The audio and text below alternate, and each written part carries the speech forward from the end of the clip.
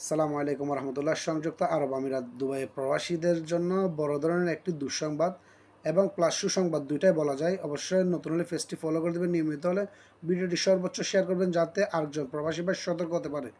স্ক্রিনের মধ্যে দেখতেছেন আমি সংযুক্ত আরব আমিরাতের ইমারত আইডি কার্ড প্লাস একটা আপনাদেরকে নিউজের কপি আপনাদেরকে দিয়ে দিয়েছি। এখানে দুইটা পড়লে আপনারা বুঝতে পারবেন জিনিসটা কী। আগে আমরা যে কোনো জায়গায় বা যে কোনো সমস্যার মধ্যে পড়লে ইমারত আইডি কার্ড দিয়ে কিন্তু আমরা সমস্যার সমাধানটা করতাম, বা সিম কার্ড বলেন, আপনি ইকতেসালা যে কোনো সিম কার্ড ক্রয় বলেন বা কোনো লেনদেনের মধ্যে বলেন, এটা দিতাম। এখন বর্তমানে ফেস স্ক্যানার বের হয়ে গিয়েছে সংযুক্ত আরব আমিরাতে, বর্তমানে সেটা রানিংয়ের মধ্যে চলতেছে। এখন থেকে আপনি জানেন সংযুক্ত আরব আমিরাতের মধ্যে যখন রুট ক্রস করে অনেকে অবৈধভাবে ক্রস করা যাবে না, ওই জায়গাটা ক্রস করে চলে যায়। সেটা কিন্তু আগে স্ক্যান করা ধরা হতো না, এখন বর্তমানে সেগুলো ধরা হবে। তো যে কোনো কাজ করার সময় সাবধানতা অবলম্বন করবেন। অর্থাৎ ওইখানে আপনার আইডি কার্ড লাগবে না, শুধুমাত্র আপনার চেহারাটা ওইখানে স্ক্যান করার পর অটোমেটিকলি আপনার ডিটেলস, আপনি কী করেন, কোথাকার ব্যক্তি, কোন এরিয়ার ব্যক্তি, আপনি কোন জায়গার ভিসা, A to Z সব কিছু ওনাদের কাছে চলে আসবে। এবং ওইখান থেকে আপনাকে যত কিছু করার ওনারা ওখান থেকে করবে। অর্থাৎ আপনাকে আর ওনারা দূরে দূরে খুঁজে খুঁজে ধরবে না। শপিং মল বলেন, ব্যাংক বলেন, অফিস আদালত বলেন, শুধু ক্যামেরা বসায় রাখছে। আপনার ফেসটা যখন এখানে স্ক্যান হয়ে যাবে, অটোমেটিকলি আপনার ভিসা আছে কি নাই, আপনি অবৈধ না বৈধ সব কিছু বোঝা যাবে। আশা করি বুঝতে পারছেন। তারপরে যদি না বুঝেন অবশ্যই ফুল ভিডিও দেখবেন বা মন্তব্য করবেন, আপনাদেরকে বুঝিয়ে দেওয়ার চেষ্টা করব।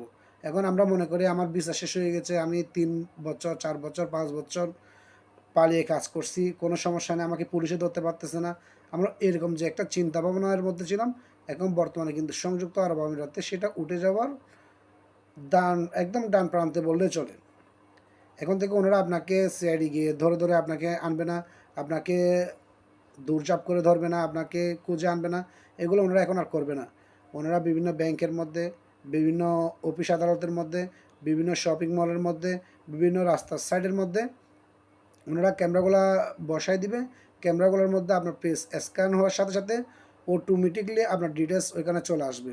চলে আসার পর আপনি কি ওইখানে বৈধ নাগরিক না অবৈধ নাগরিক, আপনার ভিসা আছে কি নাই, আপনার ভিসার কয়দিন মেয়াদ আছে, কয় মাস টাইম আছে, অথবা আপনি কতদিন রেনিউ করেন নাই, আপনার আইডিতে ফাইন আছে কি না, ভিসাতে ফাইন আছে কি না, A to Z যত রকমের ডিটেলস আছে ওইখানে সব কিছু কিন্তু ওনারা ওইখানে কভার করে নেবে। অর্থাৎ আপনার যে ডাটাটা সেটা এখন বর্তমানে ওনারা সফটওয়্যারের মধ্যে দিয়ে দিয়েছে।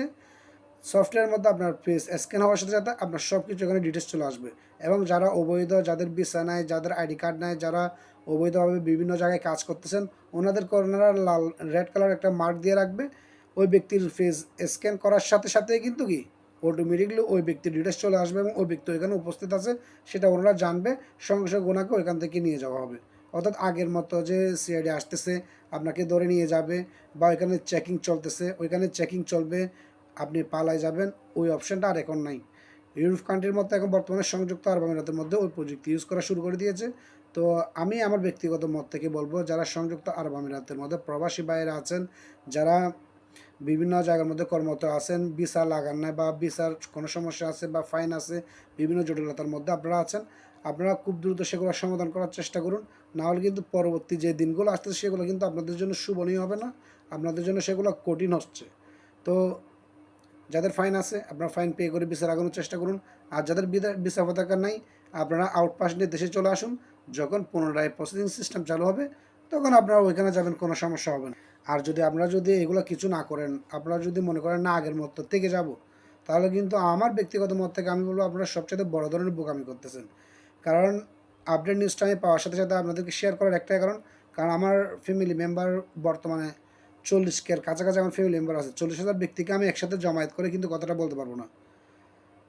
আপনারা একটা ভিডিও লাইক, কমেন্ট বা শেয়ার করার মাধ্যমে কিন্তু ওই ব্যক্তিগুলোর কাছে এই ভিডিওগুলো যাবে, এই কথাগুলো যাবে।